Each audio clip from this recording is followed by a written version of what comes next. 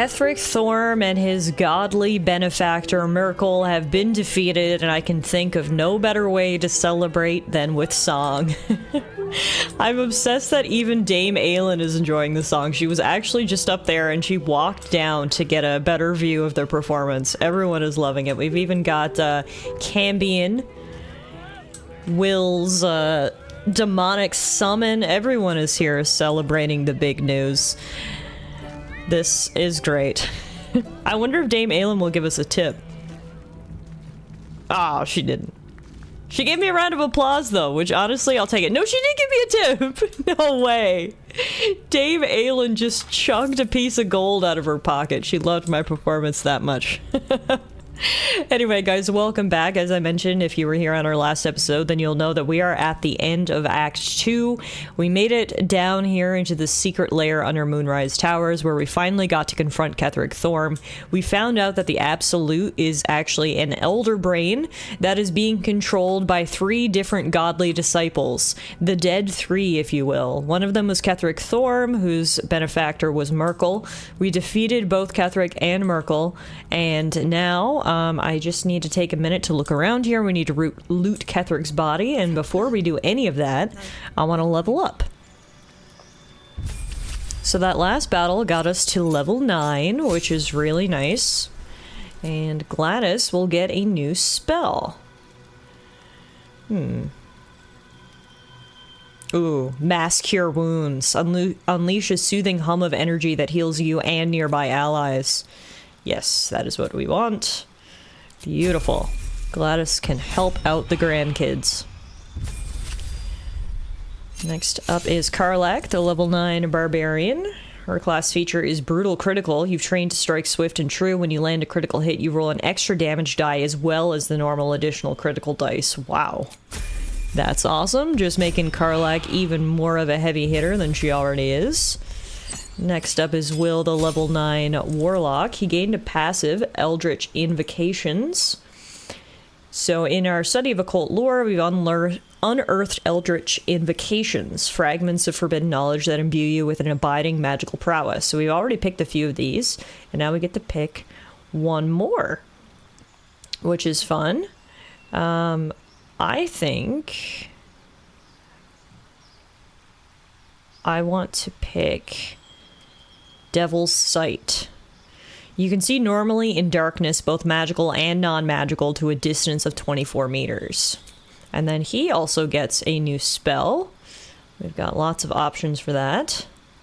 Whoa, we can get level 5 spells now, which seem pretty good. A Cone of Cold. I'm gonna grab that. And last, but certainly not least, we have Sir Gale, who we managed to convince not to blow himself up, even though he ended up in the lair of the Absolute, which is what his patron Mistra asked him to do. We said, nope, let's not do that, Will. Gale? I remembered his name, I promise. And yeah, we managed to get out of that. So I'm going to get these 2 level 5 spells prepped. Beautiful. Alright, so we're all leveled up here now, and as I mentioned, there's a few things I want to investigate. First of all, if we come back in this gross corner, there's a little desk here. What do we got on the desk?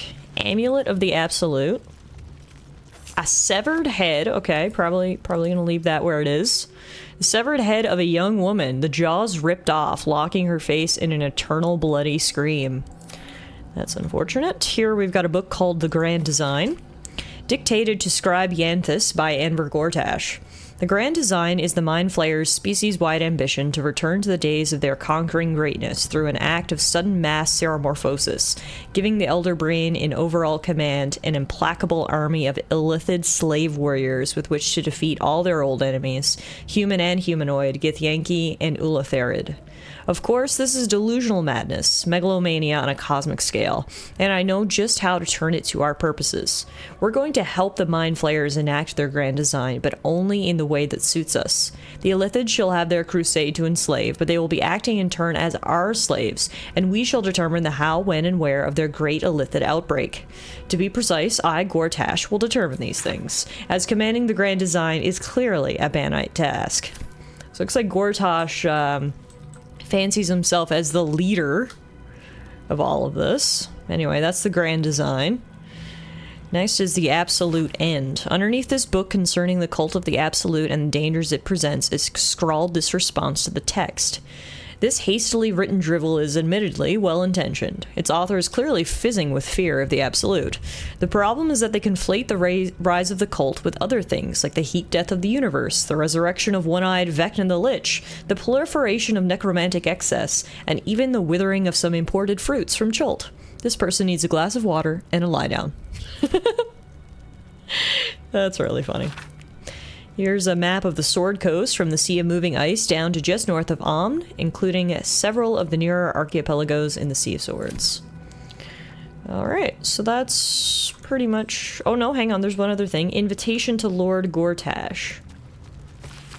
Lord Gortash, the Committee of Concerned Patriarchs would like to extend an invitation to a formal meeting at the High Hall to discuss plans, short and long term, for the economic livelihood of Baldur's Gate.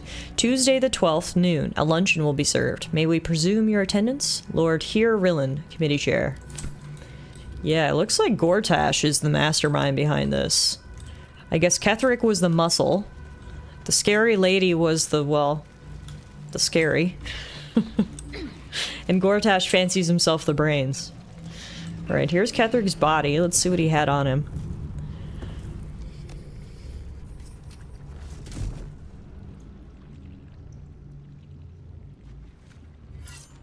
Guess we're taking that fancy stone. In death, the body is cooling, but energy radiates from the stone.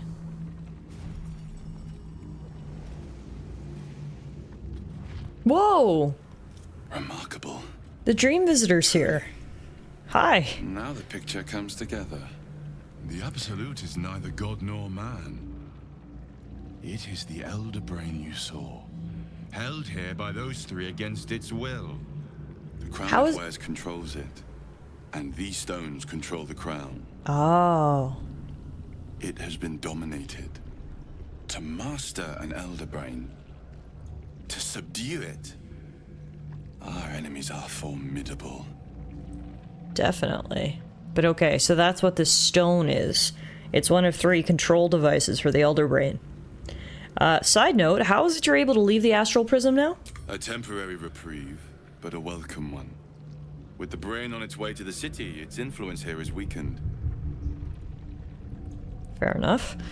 So what are these stones? The crown's markings suggest it was forged in Netheril, an ancient empire whose mastery over magic rivaled that of the gods.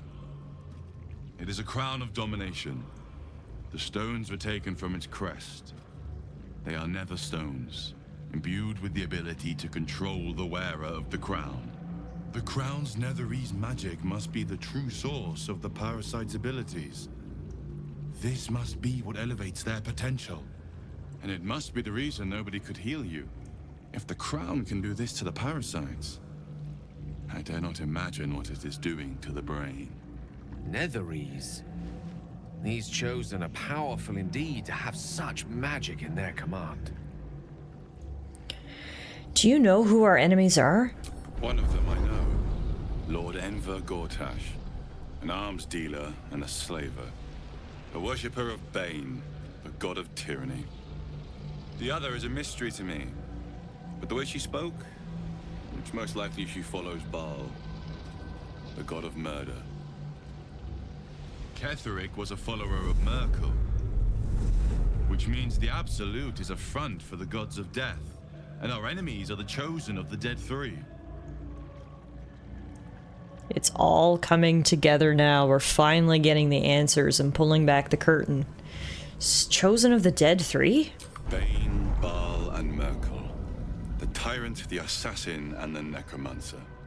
They are known to pick from their most devout followers a chosen, granting them incredible powers. Each one alone would be a formidable enemy. But working together and controlling an Elder Brain, I dare not imagine what they might achieve. Well, we already took down one, and I have a feeling there might be some infighting amongst the other 2 that we can use to our advantage. What do we do now? we prepare for the fight of our lives, and the lives of everyone in Faerun. The army of the Absolute is marching on Baldur's Gate. Within the city, an elder brain brimming with power, ready to turn everyone within its reach into mind flayers. All it needs is an order. An order the Death God's chosen are on the cusp of giving. We must wrest control of the brain from the chosen before that happens. We must take their stones. Our chances of success are slim, but we must not fail. If we fail, everything ends. I will be your shield, but you must be the sword. And when the chance to strike comes, you must take it. For there may only be one chance. Alright, so we got the Nether Stone. We also, there's Ketheric's Warhammer, Reaper's Embrace, and Ketheric's Shield, all good equipment. There's also a crumpled note on his body. Papa, I love you. Love from is. Oh, that's sad. I get it. He loved his daughter. He would do anything to get her back. But at the same time, does that justify what he has done? No, it hasn't. He's done some pretty messed up stuff. Anyway, looks like we got a portal to the surface, which we will join after I send some of this heavy equipment to someone with some more carrying capacity. AKA Karlach, my girl. Alright, now let's get out of here. Follow my lead, everyone. Including you, demonic summon. I've been thinking on all that you learned below.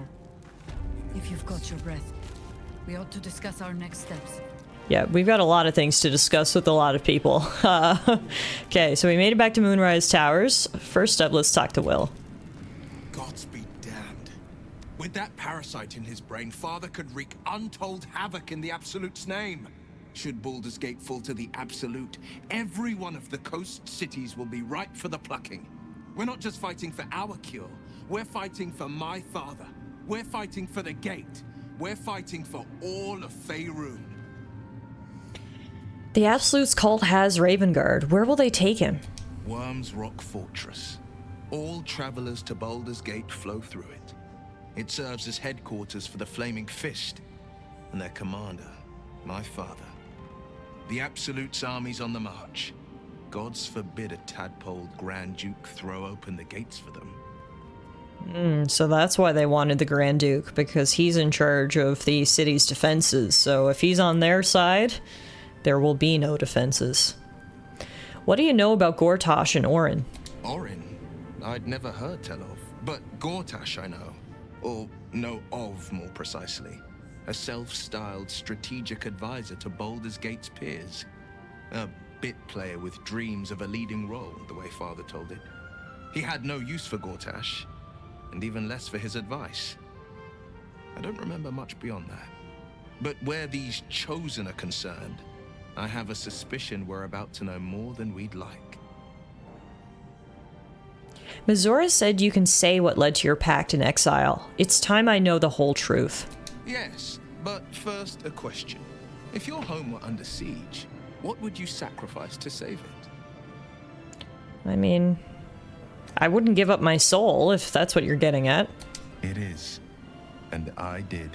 I was 17. Father, older Ravengard, had just been named a Grand Duke and was called away to Elturel to help settle a dispute.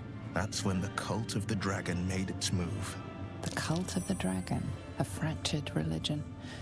Some believers hold that undead dragons will inherit the world. Others worship the dragon goddess Tiamat and intend to summon her to Faerun. So, the cult of the dragon had infiltrated Baldur's Gate? To what end? To conjure the Dragon Queen and lay waste to Baldur's Gate. A 10-day after Father left, I heard a whisper as I slept. Duskhawk Hill. The Queen of Chaos awakens. Go alone. I grabbed a rapier and set out. There wasn't a cloud in the sky, yet not a single star was shining. There they were, gathered at the foot of the hill. Your head tingles. Will wants to show you what happened. Sure, share your memory with me. In the looming shadow of the mount, 5 groups of 5 figures each encircle a lofty totem. Atop each totem, a dragon's head is carved, and a massive orb held in its mouth. The cultists chant, first softly, then crying to the starless sky. There is a crack of thunder, a gust of wind, and a dragon's white head appears in the storm.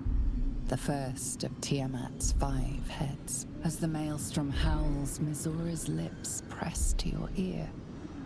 She will destroy Baldur's Gate. Grant me your soul, and I will give you the power to save it, she whispers.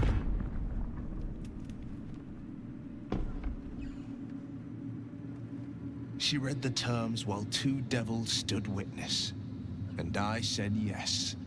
1 soul for 1 city. Wow. What about your father, the Grand Duke?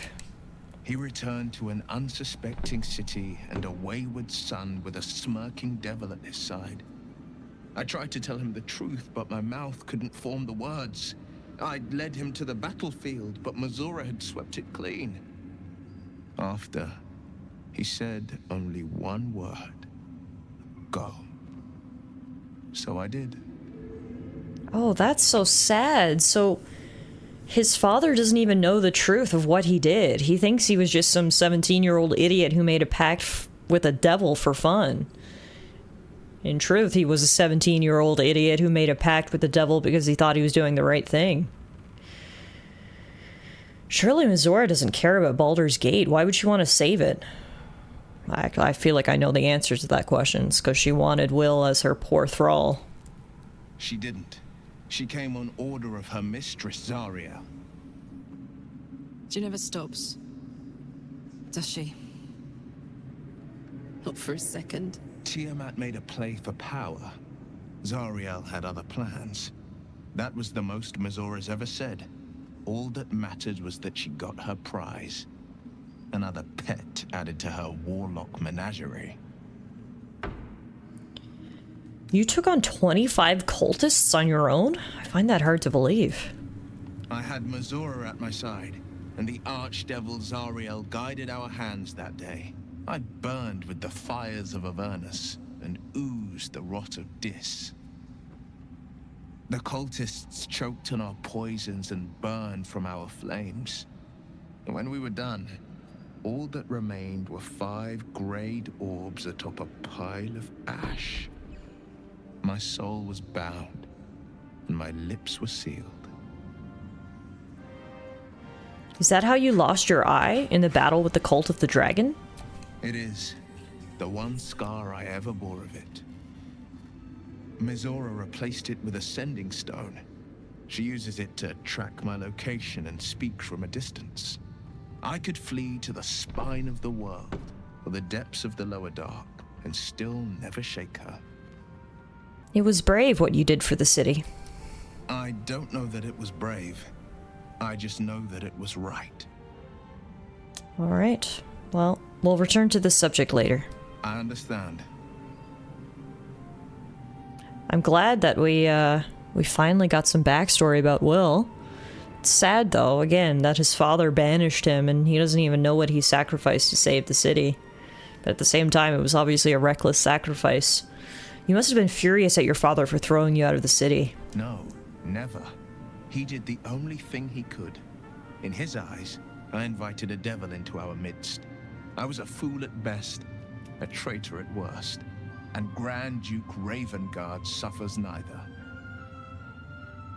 Do you miss your father? More than you know. The better question is, did he ever miss me? If he did, he missed the Will Ravengard he once knew, not the hell-touched warlock he returned to. Well, at least he made the most of his banishment and his newfound powers, you know, becoming the Blade of the Frontiers. He didn't just sulk after he was banished or turned to the dark side.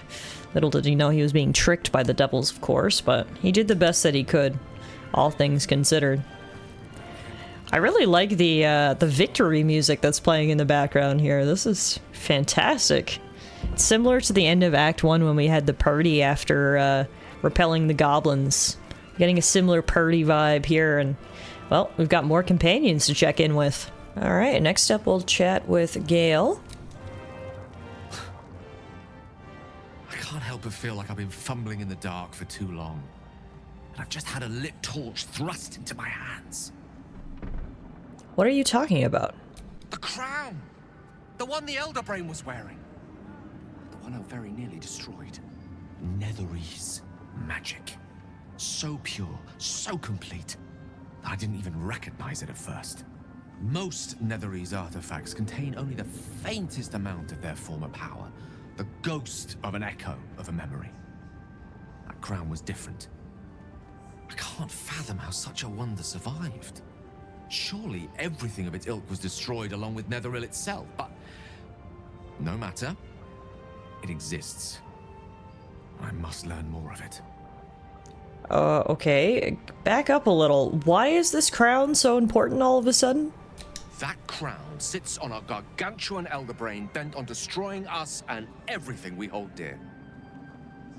Understanding its true nature might unlock the means of our victory. We need to learn more about what we saw.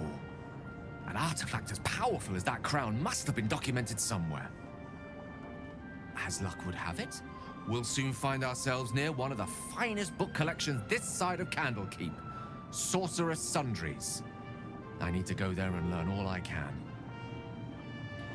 Okay, here's the thing. Yes, obviously we definitely need to learn more about this brain and the crowd. 100% agree with you on that. But you seem a little too excited about all of this, Gale. If I didn't know better, I would think you've got some other objective in mind.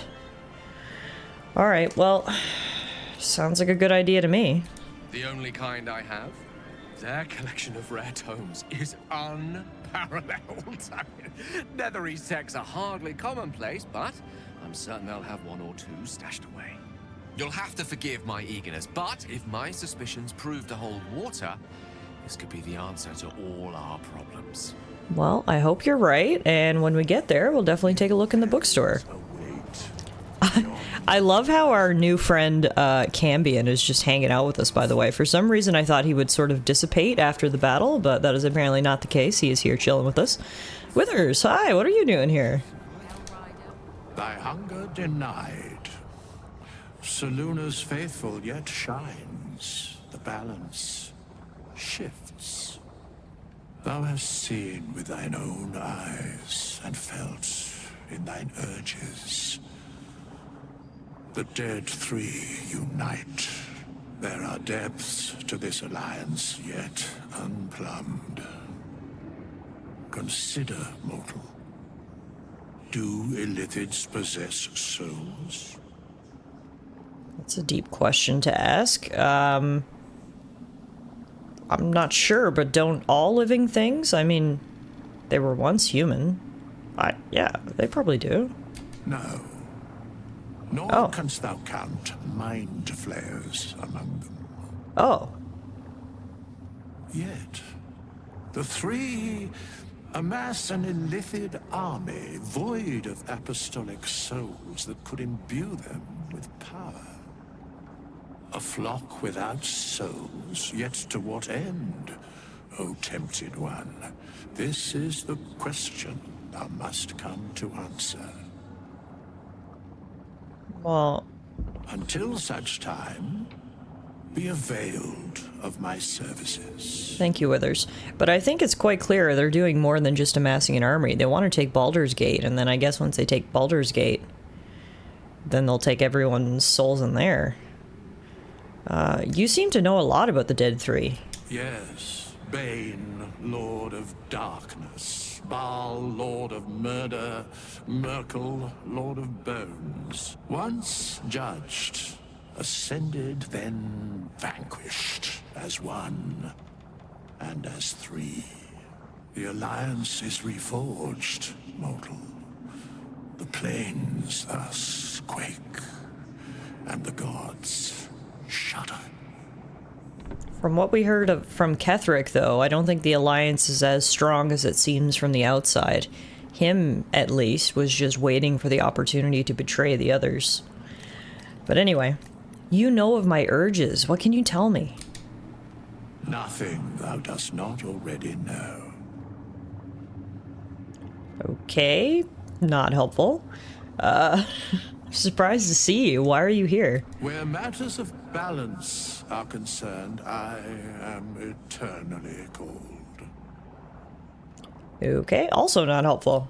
Well, thanks anyway. At least he gave us some information about who we're up against. I'll check in with my final companion here, Karlak. Wish we could stay and see what this place will be like without the shadows. I bet it's beautiful. No rest for the wicked, huh? Yeah, it's definitely got, you know, some restoration to do after being under the effects of the Shadow Curse for 100 years. I don't think it's going to go back to normal overnight, but this should definitely be a start. You got your second upgrade. How does it feel? Like I got something back. Something I've wanted for a really long time. When I touched you, I felt like a real person. My heart was racing, but I didn't hurt you. I don't have to be afraid of myself anymore. I don't have to hold back. Not sure the world's ready for unleashed Karlak, but it's getting it anyway. Thanks to Dammon. Thanks to you. Thanks to fate. What about what Dammon said about how your engine won't survive in the material plane? Ugh, I don't want to think about that now. Okay, fair. Misery always overstays its welcome, and joy leaves too soon. I'll cry later, but not now. I like that. It's a good motto. Sorry I brought it up. I'm very glad you got what you wanted. Me too, soldier. Gods, me too. For every knock we take, I feel like I get a little treat just to keep me going. I was hoping we'd be able to talk about how she knows Gortash, but anyway, maybe another time. Probably a good time to speak to Aelin. Oh, and Isabel's here. Isabel.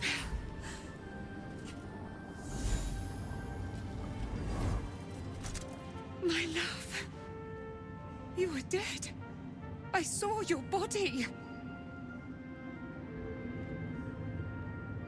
I'm here. And so are you. And my father, he can't hurt us any longer. I dreamt every night that you'd come back to me. That somehow it was all a nightmare Dawn would undo. I had no dreams at all. Nothing but darkness. And when I woke, my father said you were dead. His soul was poisoned by the god of death. His sick devotion ruined him. But for all his sins, he brought you back to me. Are you all right? I will be. And you? In this moment, I want for nothing. So this is another wrinkle to the whole Thorm family drama. I didn't realize that Isabel and Aelin were in love. So that's another reason why Ketheric hated Aelin, I guess. This is Aelin. Aelin, this is... Oh, we already know. How do you think she got free? Oh, but we have met. This is the soldier that freed me most valiantly from the Shadowfell. Yeah, valiantly. My boot crushed the very brain of villainy, and fought well against your changed father. May he rest in peace at last, now that he's dead. I have more to thank you for than I knew. And we have much to discuss. Perhaps we could join you in your camp later? Yeah, definitely. You'd be most welcome. Or, before we do that, I'm gonna say, did I hear you correctly before? Are you Ketheric Thorm's daughter? Because when we first met, we didn't have that confirmed. We sort of pieced it together through contextual clues. I am. And I'm glad he's dead. But this is precisely what I want to speak to you about later. It'll keep. I promise. Okay, sounds good. I'll see you at camp. Very good. We look forward to it. Now you will leave us. We must take succor in one another's bodies and words. Aelin! Aelin! We'll see you later. Me and Isabel had the exact same reaction. That's actually really funny. Aelin, keep it together. You'd make a fine fist. Thanks. Over here, we've got Halsin and Thaniel. I hardly recognized Halsin because he's in such dramatic armor. How you feeling, Thaniel? You did it. Catherick Thorm is no more. The Shadow's grip is broken. Soon, the land shall heal.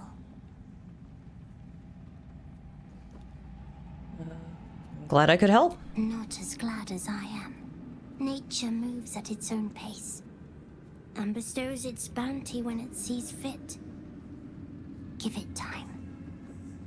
A reward shall come to you when you need it most. Sounds great. I love a reward. How you feeling, Halsin? Thaniel rests well. He's healing very rapidly, now that Oliver has returned to him. I'm glad I could help. I knew I could put my faith in you. If only we had met sooner. So when will the curse actually be lifted? I can't say for certain, but we'll see it come to pass long before this place recedes behind us. Don't worry. All is at hand. We can depart whenever you're ready. What happened to Oliver exactly? Did Thaniel absorb him? No more than my right hand can absorb my left. Oliver is helping Thaniel to recover.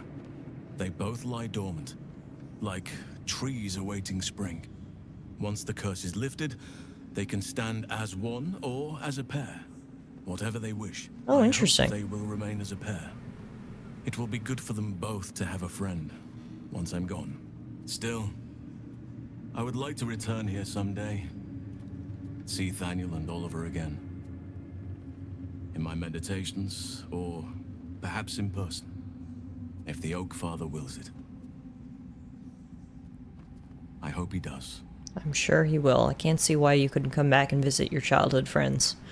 What now? You've got what you wanted after all. I have. But perhaps there is more that I want.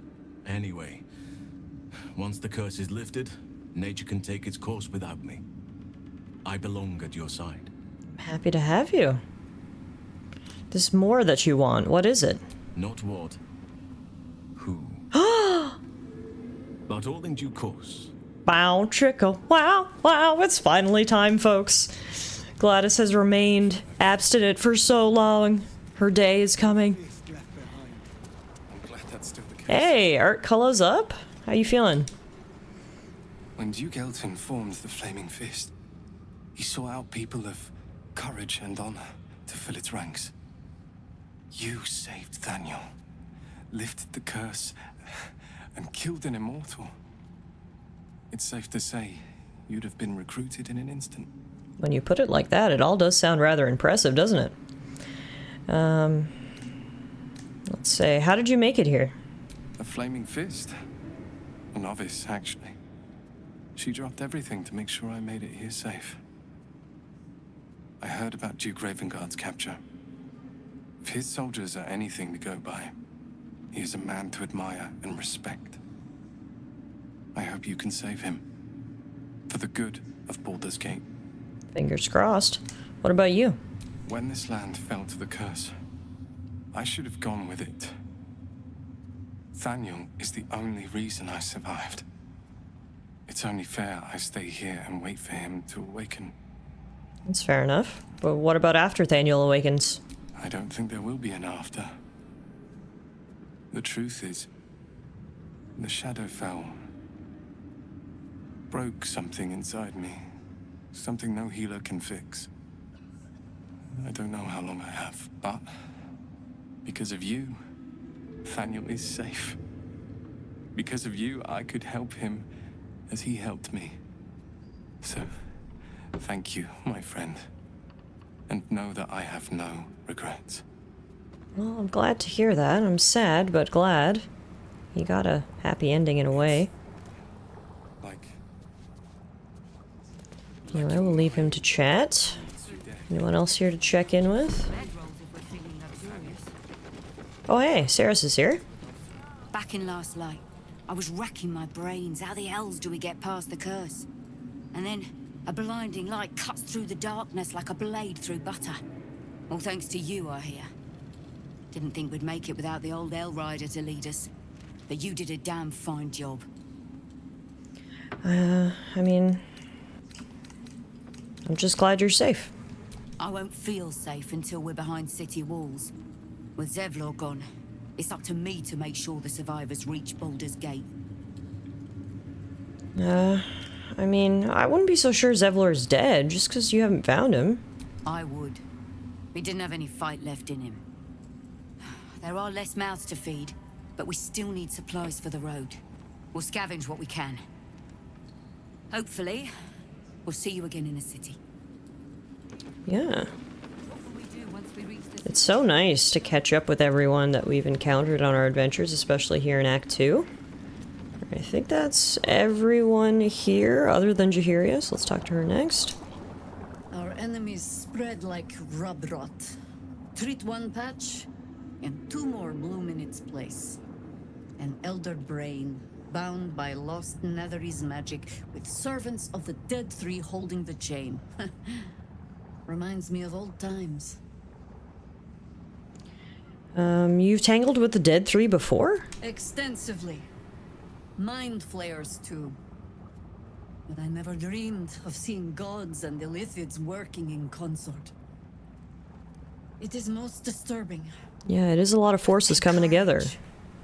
We have killed a man who could not die, and stripped the Absolute's army of its general. You have a Netherstone, and you're on the scent of two more.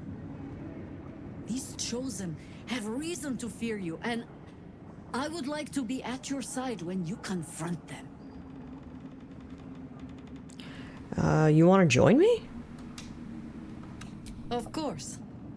Falling foul of Ketherick convinced me that my grand adventures were behind me. That even if I survived, I should hang up my blades. But you convinced me otherwise. We ventured into darkness together. Now we've come out the other side. I'd say I'm feeling a little refreshed. Glad to hear it. When we reach Baldur's Gate, there will be even darker paths to tread. I will follow you wherever they lead. Happy to have you. I'll see you at camp. How does it compare to a shadow-cursed inn? Hopefully a little more cozy. With the Absolute's army gone, the Risen Road should be clear. We can follow it all the way to Baldur's Gate. There's a Harper's safe house in Worm's Crossing. Denthelin's Dancing Axe. We do well to check in with them before entering the city proper. Beyond that, our course is yours to set. I can recall how to take orders, as well as give them. Alright, sounds good. We've got Jahiria at our side now, which is really great. And all that remains is us to rest up after a hell of a battle. At that time, clearly some other people want to have conversations with us. And then we're going to head out of Act 2 and towards Baldur's Gate, finally. It's been a long time coming. But for right now, let's call it a day. I realize this episode's been running a little long. On our next episode, we'll make camp, check in with everyone, and then head to Baldur's Gate. Thank you all so much for watching, and I'll see you all back here again real soon.